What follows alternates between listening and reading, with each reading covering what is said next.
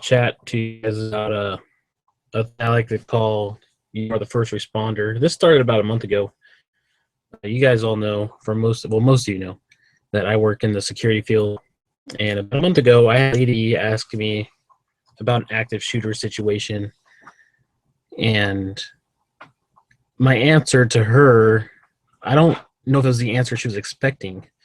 Because so I work at a call center, and sometimes I fill in on Saturdays, and there's a skeleton crew there, so I'm able to kind of hang out with the employees, and it's really dead. So I'll just chit chat with them, and then if they get busy, I'll go find something to do. But for the most part, it's a kickback job on when I have to work that Saturday shift.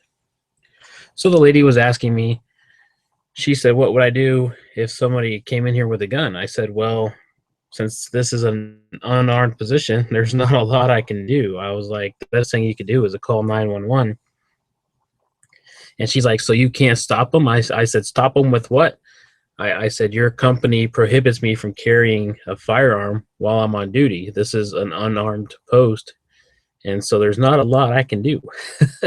I work the main door, but it's big glass doors, so if somebody wants in, they're getting in. Even though it's a controlled access point.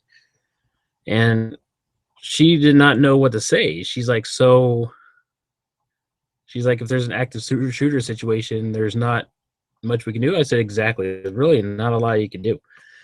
I said, "Try to get out of the building, try to get out of here, try to call 911. I mean, that's it." And she was asking me about like firearms, and she's like, "Well, do you carry a firearm outside of work?" I said, "Usually, yeah, but here, it's my job, and I can't carry here, so I don't." And she was just really shocked that I don't have a firearm. I'm like, "Well, I'll get fired." So, and she was asking if I carry at home. I said, "Yeah, I do." And I told her that rule of thumb is you should be able to gain access to a firearm within 3 seconds. And she couldn't believe it because she was like, "Well, I was thinking about buying a firearm for home defense, but I was going to put it in a safe next to my bed." I said, "Well, how quick can you get to that safe?" And I said, "How quick can you open it?" And I said, "If you're not in your bedroom and you're in your living room, someone kicks in your front door, what are you going to do then?" And I said, "You need to be able to have a loaded firearm in your hands within 3 seconds." And now I got like three people coming over listening to what we're talking about, and they really took it to heart. I mean, one of them wasn't a firm believer in guns, so she was kind of throwing her 2 cents in about how she doesn't believe in guns and blah blah blah. And I'm like, "Hey, that's cool. If you don't want a gun, don't have one. It's just it it happens all the time where somebody kicks in someone's door, and now you have a situation." And that's when I started about the whole first responder thing. And it doesn't have to be a firearm related incident. It could be if you're in a car accident or if you're in a fire. If something's happening to you at that moment where you're in a situation where you need to call 911, you technically are the first responder because you are the first person to respond to that situation. And I hate to talk to people like they're in kindergarten, but sometimes you have to. And you have to really like explain it to them in a way to where they really think about what you're saying in order for them to understand. So, and I started talking to them about just CPR and first aid. Like with my job, I have to be CPR and first aid certified, and we just got recertified not too long ago. And before I was recertified, the manager of this place I worked at, he was asking me when the certification was and blah blah blah. And I asked him, since I only, well, not only, but mostly I fill in on Saturdays at this place. It's just a shift that nobody wants to do on Saturday, but I do it because it's super easy, easy money. And I asked him, I was like, "Is there anybody else besides me who is CPR or first aid certified?" He told me no. And I said, "I would like to have at least two or three more people first aid CPR certified, because if anyone listening has ever done CPR, you will know it is very, very tiring, and you're going to want more people there to help you." And I told him this from my experience when I was a volunteer firefighter for 2 years. I've actually done CPR on real human beings.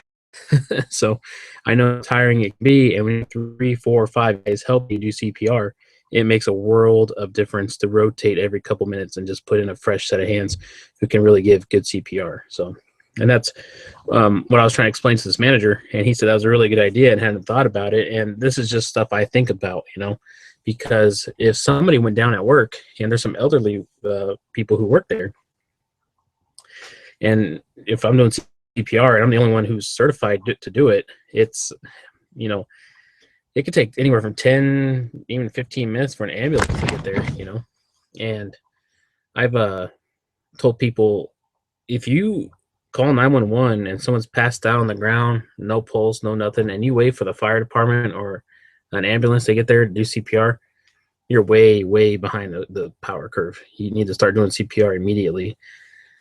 And I try to tell these people this too. And it really got me thinking about a while back, probably about, I would say 4 years ago, I was involved in a small prepping group. There was probably about, I don't know, a handful of people, maybe 15, 20 people. And the group, I guess, has gotten bigger since I left. I don't know exactly what they do. I left. I kind of thought they were kind of a joke. So I'm not trying to say preppers are a joke, but this group was kind of weird. But anyway, so they wanted to get a CPR trained, and this is while I was a volunteer firefighter. I knew of a paramedic who was an instructor for CPR first aid who could actually get us certified. And so I contacted her, told her it was for a private group of individuals who wanted to learn CPR and first aid so they have that experience. And the preppers are all for this. They're all thinking this is cool, this is awesome. We're going to get our cards and blah, blah, blah. And she wanted at least 10 people to make it worthwhile. And she was going to charge like super cheap. I think it was like $8 per person to do this class. And the class would have been 7 hours. I think it's required is 7 hours. And so I started a sign-up sheet and I only get 6 people out of like these 20, 25 people who are all gung-ho about prepping. And then all of a sudden only 6 people actually want to do this class.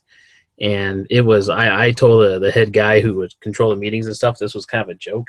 And I told him, I was like, you guys aren't even serious. I was like, here you guys are prepping and you guys aren't even taking the steps to educate yourselves on just basic first aid. I said, it's a joke. I was like, if you're out in the field and something happens to you, you guys just standing around twiddling your thumbs going, I don't know what to do. It kind of defeats the purpose of being a prepper. So that was my experience with that situation. And that kind of led me to leaving that group because I just didn't think they were all that serious. I mean, they were mostly just, oh, we got to just stockpile food and guns and ammo, and that's all we're going to do. And that's pretty much what they did. It was kind of it was a joke. But as I talk to you guys about this, I talked to these employees, and it really got me thinking. That's why I wanted to do this video, that people don't understand how important it is to learn these things like first aid and CPR and even firearm skills. I mean, I remember a while back, this lady was talking to me. She was very anti-gun, and she knew I worked in armed security, and not every post I work at is armed. But she wanted my company. She was inquiring to me about hiring an armed guard at her house because or not at her house, but at her daughter's house, because her daughter had some ex-husband that was like crazy, and she had a restraining order on him, and he was like coming by all the time. So I explained to her that it's going to be very expensive. I said, you're looking between $30 to $40 an hour. Now, do I get 30, 40 bucks an hour? No, but I get a cut of that, and then the company makes money too. So you're looking at probably between 30 to 40 bucks an hour. If you're lucky, 30 bucks an hour. And she just couldn't believe that. I'm like, yeah, it's not cheap to do this. And I said, you're not going to get the cheap price because it's not a long-term contract. So you're going to get the spur of the moment price and throw a guard out there. And then there you go. If it's just for 1 day or 2 days, whatever. If it was a long-term contract, you get the contract rate. So she couldn't believe it. I told her the best thing to do is to pay for her daughter to actually go through a firearms class, an actual instruction class.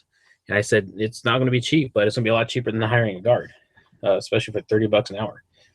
And she did not like guns at all. And after talking to me, she thought about maybe her and her daughter could go through the class. And I kind of gave her the first responder thing about how you're the first responder. If someone comes into your house, you're the first one to to the situation. Whether you react in a defensive way or run away or call 911, it doesn't matter. You're still the first responder.